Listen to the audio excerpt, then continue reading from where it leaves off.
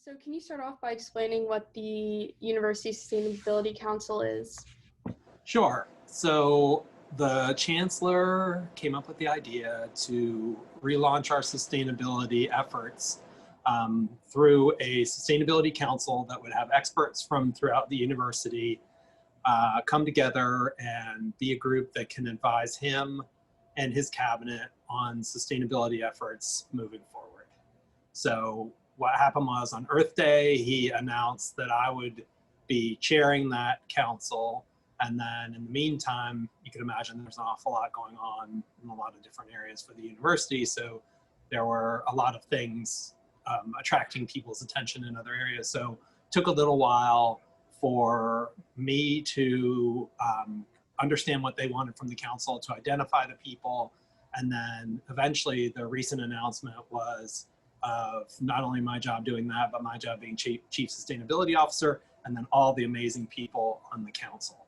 So we have yet to meet. We're going to meet soon, but we do have a preliminary idea of how we're going to go about our decision making, and it'll be through the council itself as an advisory body, but also through 4 connected committees, which will be focused on looking for innovative solutions and fostering them, solution sustainability challenges.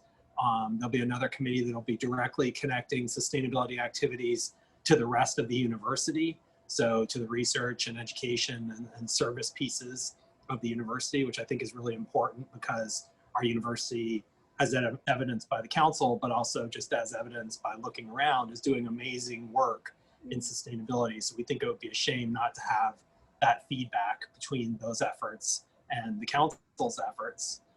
There'll be another committee that'll be looking at communications and being certain that we are saying all the things that are happening and sharing the successes and sharing the failures and explaining why things have gone as they have and explaining our rationale for doing the things that we do. And then finally, there is a committee on tracking progress. And so the really important part of this is establishing metrics to determine success. We'll retain 3 zeros, which is the previous initiative, as our aspirational goals for water, waste, and greenhouse gases. But that won't be the whole, it won't just be a set of indicators for progress on those 3 specific goals. It'll be telling the story of all the activities that we have ongoing. So your committees haven't met as a group yet? Nope, they have not. They have not. So that's all forthcoming. In what ways do you think that ethics and sustainability are related? So sustainability, I think, is necessarily an ethical exercise. The goal of sustainability is to do just that, to be able to continue to do the things we're doing and sustain the world as we know it. We know from a long body of research, which actually began in North Carolina, that environmental challenges are disproportionately felt by disadvantaged communities. So the university has a responsibility to ethically to behave in a sustainable manner to the extent that it's possible, but also that ethical commitment is to the world around us, because the impacts that the university has are not just limited to the area immediately adjacent to us. So does your office work with not just the university, but North Carolina as a whole? So since we haven't really started. Okay. No, we have. I'm more joking than anything. Okay.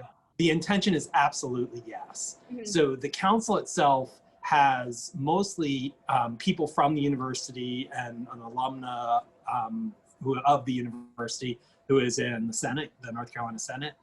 But our intention is to be wholly engaged with the communities around us. Sustainability efforts in the past have had, as I understand it, looking back, really good relationships with Chapel Hill and Carrboro and Durham, and tried to learn best practices from those places that are doing amazing work in those areas, but also recognize that these are sustainability as it relates to natural systems and as it relates to things like pollution doesn't end at the end of the university's walls. It connects directly, obviously. So without those relationships, I think our efforts will be inefficient and probably not as effective as they can be. Do you think there are any ethical challenges in achieving a high level of sustainability at UNC? Are there any ethical challenges? is. So I could think of hypothetically that you could make decisions that you know are going to be advantaging or disadvantaging certain groups by the nature of your decision. I can't think of any off the top of my head right now in terms of first order issues that we're facing. I do think sometimes there'll be limitations as to what things can be done in certain areas, and that you know that not achieving that goal fully may have an effect that you wouldn't choose. And I guess that could go as far as being an ethical dilemma.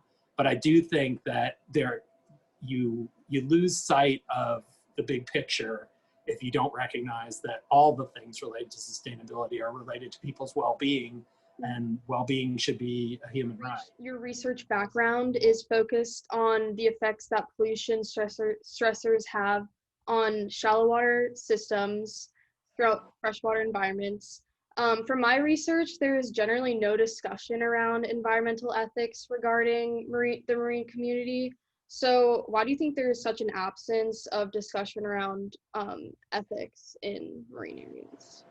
So I think that it just depends where you look. There's certainly a lot of discussion about ethics and fisheries, and understanding fisheries as a food source and fisheries as an extractive impact on the marine environment. We work a lot on nutrient pollution, and I do think that I have seen some work on the ethics of nutrient pollution that more often, like so many things with negative environmental effects, nutrient pollution occurs in a set of places, and then the impacts occur in another set of places entirely. And sometimes there can be a socioeconomic factor to that, but there also can just be this disconnect between where the pollution is occurring and who is bearing the effects of those impacts. And so I do think it's an ethical question that people have looked into, is whose responsibility is it, and how do you manage something that's got such a collective responsibility? So the things that we study the sources are often so diffuse and so numerous that how do you bring a group of people together who are collectively responsible for something and figure out a meaningful and just solution? Awesome. So in what ways do you think that ethics is essential in improving aquatic ecosystem health? So I don't know that I could give you a really specific answer, but I do think that as you look at environmental problems and you look forward to a solution, you need to look and see, is that solution going to be just? And you're not always going to know that. Yeah. But I think you need to be thinking about that. And if you're not considering the whole of the issue. And so the best example for us in terms of a complicated, multi-layered system is we work a lot on oyster reefs. And for us, it's the most complicated because we work on so few things that people want to eat, whereas people do want to eat oysters. And so it brings in a whole bunch of aspects about culture and history and fisheries as an economic engine, fisheries as part of a culture, and at the same time trying to solve this environmental problem. So if you're going to suggest a solution that involves oysters as perhaps a driver of increasing environmental conditions, we always think about, but what does that mean for the rest of the system, meaning the people who've lived there forever, the culture? Can these things function together? And often we think they might be able to, which feels exciting. And that's for my lab, it's an interesting place because very often we're working in places like salt marshes and seagrass beds, which are wonderful and have cultural significance, but because they aren't used as an extractive resource for food, it's a really different lens. So in what ways do you think that ethics is essential in improving aquatic ecosystem health? So I don't know that I could give you a really specific answer, but I do think that as you look at environmental problems and you look forward to a solution, you need to look and see, is that solution going to be just? And you're not always going to know that.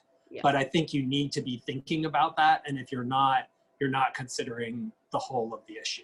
And so the best example for us in terms of a complicated, multi-layered system is we work a lot on oyster reefs. And it's, for us, it's the most complicated because we work on so few things that people want to eat, whereas people do want to eat oysters. And so it brings in a whole bunch of aspects about culture and history and fisheries as an economic engine, fisheries as part of a culture, and at the same time trying to solve this environmental problem. So if you're going to suggest a solution that involves oysters as perhaps a driver of increasing environmental conditions, we always think about, but what does that mean for the rest of the system, meaning the people who've lived there forever, the culture. Can these things function together? And often we think they might be able to, which feels exciting. And that's for my lab, it's an interesting place because very often we're working in places like salt marshes and seagrass beds, which are wonderful and have cultural significance, but because they aren't used as an extractive resource for food, it's a really different lens. So what are some policies you want to see implemented at UNC that would contribute to your 3 sustainability goals? So I think policies, I do think we have a set of really good practices, but establishing those policies is something that we're going to do as we begin to meet. There have been lots of great efforts undertaken at the university to do lots of positive things. I think obviously our focal areas remain water, waste, and greenhouse gases. We'd like to look at ways that we can increase efficiency in all those areas, which is a great way forward in terms of getting to that eventual goal of zero. But specific policies, I can't really give you a lot of specific examples right now. Okay. So do you know of any current policies at UNC that you find important to your initiative? So I mean, I do, that's a tricky question because I'm not sure I know what are policies and what are practices and what Or are you could just do either.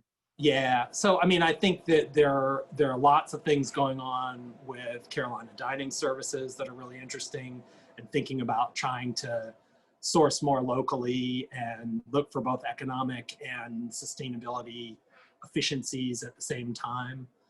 There are interesting things going on with reuse of resources on campus through the large trees that we have that at this point, some of them are getting old enough that they're senescing, and being certain that we reuse that resource for the highest and best cause. We look for more opportunities like the trees where you have something that might be really economically valuable and maybe that value isn't realized. And if you can realize that value, you can then loop that money back into sustainability enterprise, or the sustainability enterprise and sustainability activities. There are lots of things that we look for things like making people aware of energy uses. So there's tons of data at the university, but it's just a matter of trying to figure out whether there are practices we could undertake to make everyone understand, you know, at each building, what is energy consumption? What are the implications of everybody's activities as they do specific things, or as we undertake perhaps somewhat expensive or some programs with some cost, seeing that though we are spending some money, for example, on timers for the lights in all of the rooms on campus, that has a really tangible return. Is there a certain part of your office that deals with kind of ethical dilemmas and how to solve them? Not a formal part right now. I can tell you that the people who are on the council are deeply thoughtful and deeply principled and committed to ethical decision making. And so I think that's a fast start. How does personal integrity play into reducing the environmental footprint on campus? So I think that at the end of the day, sustainability is a largely individualized thing. It's people's personal actions, and it's very easy to not do the right thing when people aren't looking. So I think it certainly relies on people being committed to doing the right thing, even though there's not any real way to enforce some of these specific things. Awesome. Well, thank you so much for your time. And it was great hearing you speak about the relations between ethics and your office.